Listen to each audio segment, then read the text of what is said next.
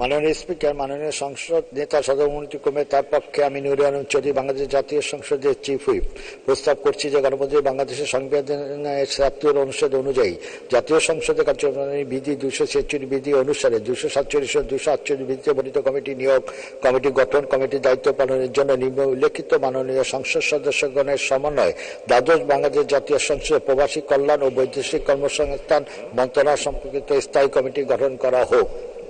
জনাব ইমরান আহমেদ ২৩২ সিলেট ৪ সভাপতি, ভারপ্রাপ্ত মন্ত্রী অথবা প্রতিমন্ত্রী সদস্য। জনাব মহিবুর রহমান মানিক ২২৮ সুনামগঞ্জ ৫ সদস্য। জনাব আব্দুল মোতালেব ২৯২ চট্টগ্রাম ১৫ সদস্য। জনাব মহিউদ্দিন আহমেদ ১৭১ মুন্সিগঞ্জ ১ সদস্য। জনাব নিজামউদ্দিন হাজারী ২৬৬ ফেনী ২ সদস্য। জনাব মোহাম্মদ মাজারুল ইসলাম ৪ ঠাকুরগাঁও ২ সদস্য।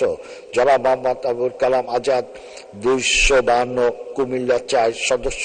জনাব মোহাম্মদ সিরাজুল ইসলাম মোল্লা ২০১ নরসিংদী ৩ সদস্য। ধন্যবাদ স্পিকার।